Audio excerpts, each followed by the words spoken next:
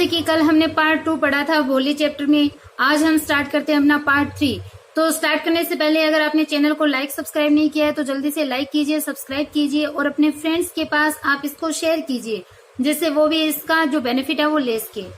तो कल हमने पढ़ा था पार्ट 2 के अंदर कि जब डॉरी की मांग करता है विशंबरनाथ 5000 रुपए डॉरी की मांग करता है तो रामलाल अपनी पगड़ी को उसके पैरों में, उसके चरणों में रख देता है और वो बोलता है कि आप 2000 रुपए ले लो।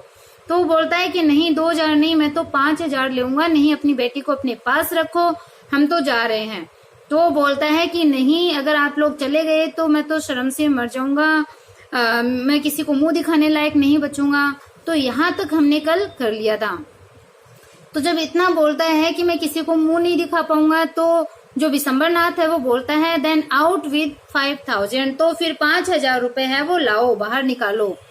Tears streaming down his face, Ramlal went in, open the safe and counted out the notes. तो फिर क्या हुआ, टीयर्स यानी जो आंसू थे वो स्ट्रीमिंग डाउन यानी बह रहे थे, नीचे बह रहे थे, हिज फेस उसके चेहरे से।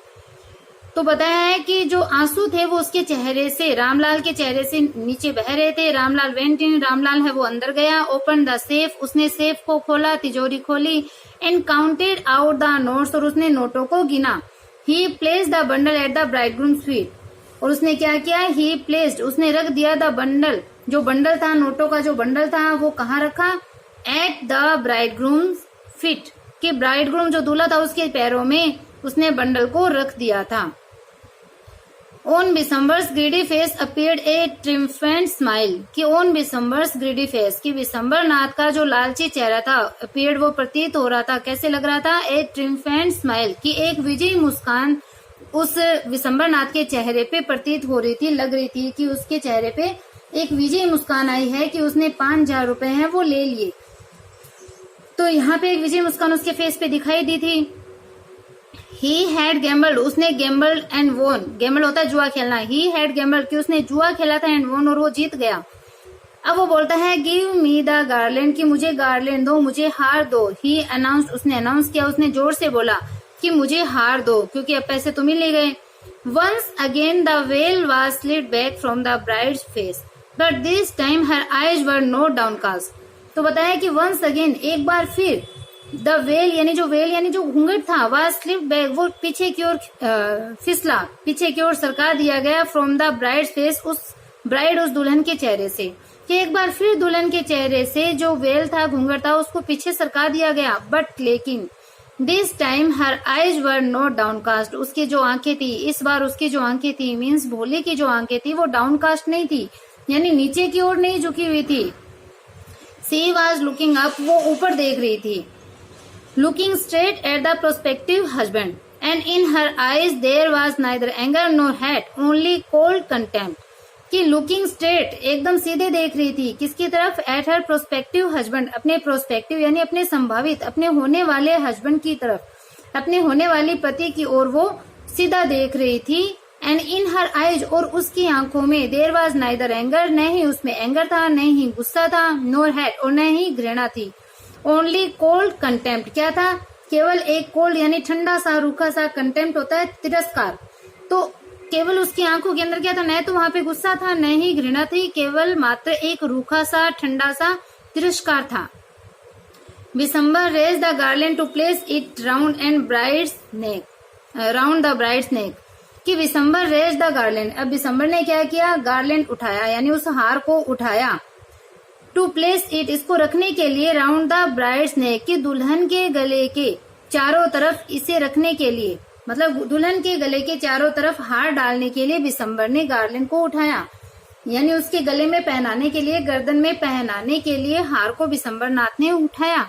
बट लेकिन before he could do so, Bholi's hand struck out like a streak of lightning and the garland was flung into the fire.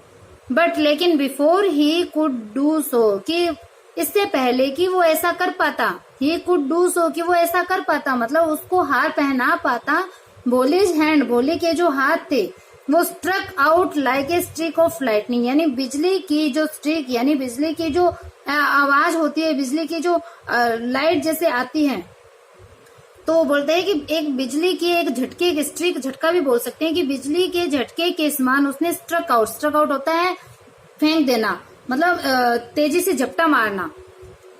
तो वो बता रहा है कि लेकिन उसके ऐसा करने से पहले भोले के हाथों ने बिजली के झटके के समान झपटा मारा।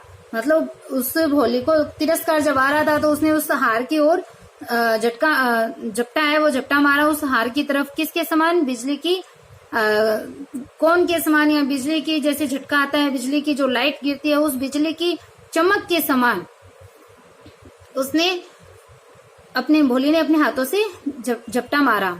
And the garland was flung into the fire, और जो गार्लैंड थी, जो हार था, वाज फ्लंग, वो गिर गया कहाँ पे? इनटू द फायर, उस आग के अंदर।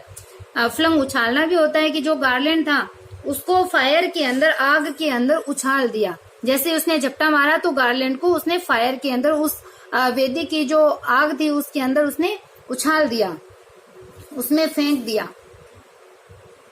उसके बाद में शी गोट अप, वो खड़ी हुई, and through away the well, और उसने उस घूंघट को फेंक दिया। थ्रू अवे होता है फेंकना, उसने वो घूंघट है वो उतार फेंका और वो खड़ी हो गई।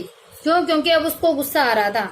अब वो बोलती है पिताजी, कि पिताजी, सैड भोली ने क्लियर लाउड वॉइस, क्योंकि अब उसकी आवाज है उसने स्टेमरिंग नहीं थी, वो एकदम स्पष्ट बोली थी। अब वो बोली है कि पिताजी, सैड भोली ने क्लियर लाउड वॉइस, भोली ने एकदम क्लियर यानी स्पष्ट एक तेज आवाज के साथ भोली ने कहा पिताजी। And her father, mother, sister, brothers, relations and neighbours were startled to hear her speak without even the slightest tremor, कि उसके पिताजी, उसकी मदर, उसकी बहन, उसके भाई, उसके रिलेशंस यानी उसके जो रिलेटिव लोग थे, उसके जो रिश्तेदार लोग थे, नेबर्स यानी जो पड़ोसी लोग थे, वर स्टार्टल यानी वो चौंक गए थे, सरप्राइज हो गए थे, टू हियर सुनकर के, हर स्पीक उसकी आवाज को, विदाउट इवन बिना किसी द स्लाइटेस्ट ट्रेमर के, बिना थोड़ी सी भी हकलाहट के, बिना किसी हकलाहट के उसको बोलते हुए सुन करके उसके father, mother, sister, brother, relative और जो पड़ोसी वगैरह जो थे, नेबर्स जो थे, वो चौंक गए थे, सरप्राइज हो गए थे। अब वो वापस बोलती है पिताजी,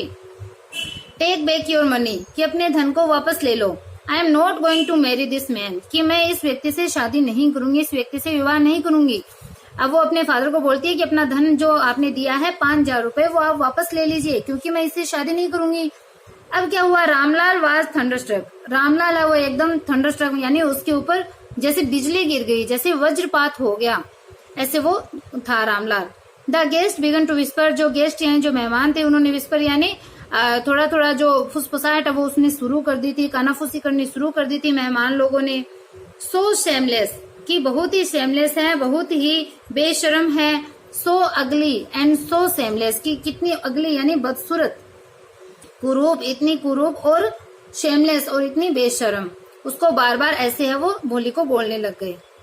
अब वो पिताजी बोलते हैं कि भोली, आर यू क्रेजी, क्या तुम पागल हो? शाउटेड रामलाल, रामलाल चिल्लाया। You want to disgrace your family, कि तुम अपनी फैमिली को, तुम्हारे परिवार को अपमानित करना चाहती हो। Have some regard for our इज्जत, कि हमारे इज्जत की कुछ तो रिगार्ड यानी परवाह करो। हैव सम रिगार्ड, की कुछ परवाह करो। फॉर आवर इज्जत, की हमारी इज्जत की कुछ तो परवाह करो। For the sake of your izzat, said Bholi, Bholi ने कहा, for the sake of your izzat, कि आपकी इज्जत की खातिर ही, I was willing to marry this lame old man, कि आई वॉज विलिंग, मैं कर रही थी, टू मैरी, शादी कर रही थी, कि आपकी इज्जत की खातिर ही मैं इस लेम यानी इस लंगड़े बूढ़े आदमी से शादी कर रही थी, शादी करने को तैयार हो गई थी। बट लेकिन I will not have such a mean, greedy and contemptible coward as my husband, कि आई विल नॉट हैव, कि मैं नहीं रखूंगी। अब वो बोल रही है कि शादी करने के तो तैयार हो गई, लेकिन मैं नहीं रखूंगी या नहीं बनाऊंगी सच ए मीन, कि इस टाइप के मीन यानी इस टाइप के जो नीच व्यक्ति है, तुच्छ व्यक्ति है, ग्रीडी यानी लालची, और कंटेम्प्टेबल यानी जो तिरस्कार योग्य है, कोवार्ड यानी कायर, एज माई हस्बैंड, के मेरे हस्बैंड के रूप में। अब वो बोलती है कि पिताजी, आपकी इज्जत की खातिर ही इस लंगड़े बूढ़े आदमी से मैं शादी करने के लिए तैयार हो गई, लेकिन मेरे पति के रूप में मैं इस प्रकार के नीच, लालची और तिरस्कार योग्य कार्य व्यक्ति को पति नहीं बनाऊंगी। अपने पति के रूप में मैं इसको नहीं रखूंगी। किसको नहीं रखूंगी? ऐसे तुच्छ, लालची और तिरस्कार योग्य कार्य व्यक्ति को। आई वोंट, कि मैं नहीं बनाऊंगी, आई वोंट, मैं नहीं बनाऊंगी, नहीं बनाऊंगी।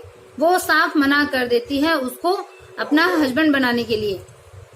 व्हाट ए शेमलेस गर्ल, कि कितनी बेशरम लड़की है। We all thought she was a harmless dumb cow, कि वी ऑल थॉट हम सब ने सोचा था, सी वाज ए हार्मलेस, कि वो हार्मलेस यानी एक भोली वाली बिना नुकसान पहुंचाने वाली डम काउ है, एक गूंगी गाय के समान है जो किसी को नुकसान नहीं पहुंचाएगी। भोली turn violently on the old women, की भोली है वो टर्न मुड़ी वायलेंटली यानी एक हिंसक रूप से गुस्से के साथ ऑन द ओल्ड वुमेन, कि उस बूढ़ी औरत की तरफ गुस्से के साथ बोली है वो मुड़ी। यस आंटी, हाँ आंटी, यू आर राइट, तुम सही हो। यू ऑल थॉट, तुम सबने सोचा, आई वाज ए डम ड्राइवन काउ, कि मैं एक, क्योंकि आप सबने सोचा था कि मैं एक गूंगी ड्राइवर यानी हांकी जाने वाली यानी लेके जाए जाने वाली गाय हूँ। बोले कि यू ऑल थॉट, आप सबने सोचा कि आई वाज ए डम ड्राइवन काउ, कि मैं एक गूंगी हांकी जाने वाली गाय हूँ। आप सबने ऐसा सोचा कि तुम सही हो। दैट्स वाई, और यही कारण था, you wanted to hand me over to this heartless creature, and that's why, और इसी वजह से, इसी कारण से, यू वांटेड, तुम चाहती थी, टू हैंड मी ओवर, कि मुझे सौंप देना, हैंड ओवर होता है सौंप देना, टू मी यानी मुझे, टू दिस हार्टलेस क्रिएचर, की इस हृदयविहीन यानी ये जो निर्दयी जो व्यक्ति है, ये निर्दयी जो प्राणी है, इसको आप मुझे सौंप देना चाहती थी। बट नाउ, लेकिन अब, the dumb cow the stammering fool is speaking, की बट नाउ, लेकिन अब, द डम काउ, की ये जो गूंगी गाय है, द स्टेमरिंग फूल, हकलाने वाली जो मूर्ख है, इज स्पीकिंग, वो बोल रही है। Do you want to hear more, क्या आप और सुनना चाहते हो। डू यू वांट, क्या तुम चाहती हो, टू हियर सुनना, मोर और अधिक, क्या तुम और अधिक सुनना चाहती हो। तो अब वो उसने बोलना है वो शुरू कर दिया था और सबको वो सुना रही थी। दिसंबरनाथ द ग्रोसर, दिसंबरनाथ जो कि ग्रोसर यानी पंसारी था, started to go back with his party, वो अपनी पार्टी के साथ, अपनी बारात के साथ उसने वापस जाना शुरू कर दिया। The confused bandsman thought this was the end of the ceremony and struck up a closing song, कि द कंफ्यूज्ड बैंड्समैन, जो कंफ्यूज्ड यानी भ्रमित जो बैंडमैन थे, जो बैंड बजाने वाले जो व्यक्ति थे, थॉट उन्होंने सोचा, this was the end of the ceremony, कि ये इस सेरेमनी, जो सेरेमनी यानी जो उत्सव जो हो रहा था, ये उत्सव की अब समाप्ति हो गई थी। ऐसा उन बैंड्समैन ने, जो भ्रमित जो बैंडमैन थे, उन्होंने सोचा, उनको लगा कि जो शादी का जो समारोह हो रहा था वो खत्म हो गया था। And struck up a closing song, और उन्होंने क्लोजिंग सॉन्ग यानी जो शादी के समाप्त होने पे जो क्लोजिंग सॉन्ग बजता है, समाप्ति के समय जो धुन बजाई जाती है, उसको स्ट्रक अप यानी उसको शुरू कर दिया था, उसको बजाना शुरू कर दिया था। Ramlal stood rooted to the ground, अब रामलाल था वो स्टूड खड़ा रहा, रूटेड यानी जड़वत होकर के, एकदम स्थिर, टू द ग्राउंड की जमीन पे स्थिर होकर के रामलाल खड़ा रहा। His head board low with the weight of grief and Shem, his head उसका जो सर था वो बोर्ड लो नीचे झुका हुआ था, उसका सिर नीचे झुका हुआ था, विद द वेट भार से, द ग्रीफ दुख का भार, एंड शेम शर्म का भार, कि उसका सिर है वो, रामलाल है वो जमीन पे ग्राउंड पे स्थिर होके खड़ा था, उसका सिर दुख और शर्म के भार से नीचे झुका हुआ था। The flames of the sacred fire slowly died down, कि the flames of the sacred fire, की जो सेक्रेड फायर जो थी, जो पवित्र अग्नि की जो लपटें थी, वो क्या हो गई, स्लोली डाइड डाउन, वो धीरे धीरे बुझ गई थी। अब जो पवित्र अग्नि जो थी, विवाह की जो वेदी थी जिसमें अग्नि जल रही थी, वो अब क्या हो गई थी, धीरे धीरे वो बुझ गई थी। एवरीवन वाज गॉन, प्रत्येक व्यक्ति है वो चला गया था, सब जा चुके थे। रामलाल टर्न टू भोली, अब रामलाल ने क्या हुआ, टर्न टू भोली, वो भोली की तरफ मुड़ा, एंड सेड, कहा, क्या कहा, बट व्हाट अबाउट यू, कि अब तुम्हारा क्या होगा। अब वो बोलता है कि अब तुम्हारा क्या होगा। No one will ever marry you now, कि no one will ever marry, कि अब कोई भी शादी है वो, यू नो तुम जानते हो कि तुमसे कोई शादी नहीं करेगा, अब तुमसे विवाह कोई नहीं करेगा। What shall we do with you, कि what shall we do with you, हम तुम्हारा क्या करेंगे, वॉट शैल वी डू, हम क्या करेंगे, विद यू तुम्हारे साथ अब हम क्या करेंगे। And Sulekha sad in a voice that was काम एंड स्टडी, एंड सुलेखा, अब जो सुलेखा यानी जो भोली थी, जो सुलेखा उसका असली नाम था, उसने शांत और स्टेडी, स्टेडी यानी अपनी दृढ़ आवाज में, अपनी शांत और दृढ़ आवाज के साथ सुलेखा ने कहा, डोंट यू वरी पिताजी, कि आप चिंता मत करो पिताजी, इन योर ओल्ड एज, कि आपकी ओल्ड एज में, आपकी वृद्ध अवस्था के अंदर, आई विल सर्व यू, कि मैं आपकी सेवा करूंगी। पिताजी आप चिंता न करें, आपकी ओल्ड एज के अंदर, आपकी वृद्धावस्था के अंदर मैं आपकी सेवा करूंगी। एंड मदर, और माँ अब वो अपने पिताजी को हिम्मत दे रही है, वो बोल रही है कि आपकी और माँ की सेवा करूंगी, and mother you and mother, यानी आपकी और आपकी और मदर की सेवा करूंगी, and I will teach in the same school, और मैं उसी सेम स्कूल में पढ़ाऊंगी, where I learn so much, जहां मैंने बहुत कुछ सीखा, वेयर आई लर्न मैंने सीखा, सो मच बहुत कुछ मैंने सीखा, इजंट दैट राइट मैम। अब वो उसकी मैम जो उसकी टीचर थी जिसने उसको बोलना सिखाया था, वो अपनी मैम को बोल रही है इजंट दैट राइट मैम, कि क्या ये सही नहीं है मैम, मतलब मैंने क्या गलत कहा है मैम, ठीक है ना मैम, ऐसे उसने बोला। The teacher had all along stood in A corner watching the drama, कि इस पूरे ड्रामा को, इस पूरे नाटक को देखते हुए जो टीचर थी वो एक कोने में खड़ी हुई थी।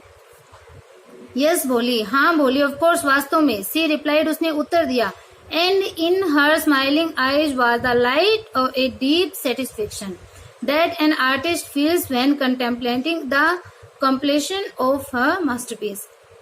अब क्या हुआ, इन हर स्माइलिंग आईज, कि उसकी जो मुस्कुराती हुई जो आंखें थी, उन आंखों में क्या थी, वाज द लाइट, एक लाइट थी, एक रोशनी थी, एक चमक थी, और ये डीप सेटिस्फेक्शन, एक गहरे संतुष्टि की जो चमक है वो उसकी मुस्कुराती हुई आंखों में थी। दैट जो कि कब होती है, एन आर्टिस्ट, जो कि एक आर्टिस्ट, एक कलाकार है, वो फील करता है, महसूस करता है, व्हेन, जब उसकी contemplating the completion of her masterpiece, कि जब उसकी कोई मास्टरपीस यानी उसकी जो सर्वश्रेष्ठ जो कृति होती है, उसका जो मास्टरपीस होता है, उसकी पूर्णता, उसकी कंप्लीशन यानी उसकी जो पूर्णता होती है, उसका जो जब वो कंप्लीट हो जाती है मास्टरपीस, उसकी कॉन्टेम्पलेटिंग यानी उसका चिंतन करते हुए, जैसे एक कलाकार अपने मास्टरपीस, अपनी सर्वश्रेष्ठ कृति के पूर्ण होने पर उसके चिंतन करते हुए जो महसूस करता है, वैसी डीप सेटिस्फेक्शन, वैसा एक गहरा संतुष्टि की चमक, गहरी संतुष्टि की चमक है, वो उसकी मुस्कुराती हुई आंखों में दिखाई दी। और उसने उत्तर दिया, हाँ बोली, वास्तव में तुमने सही कहा है। तो यहाँ पे अपना चैप्टर है वो कंप्लीट हो जाता है। बहुत ही अच्छी ये स्टोरी है, बहुत शानदार, बहुत ही मतलब शिक्षा देने वाली है, हम सबको एक लेसन सिखाने वाली ये स्टोरी है। अब्बास ने इसको लिखा है। अपना सेकंड चैप्टर यहाँ कंप्लीट होता है। जल्दी से लाइक सब्सक्राइब आप चैनल को कर दीजिए, शेयर भी कर दीजिए। Okay bye.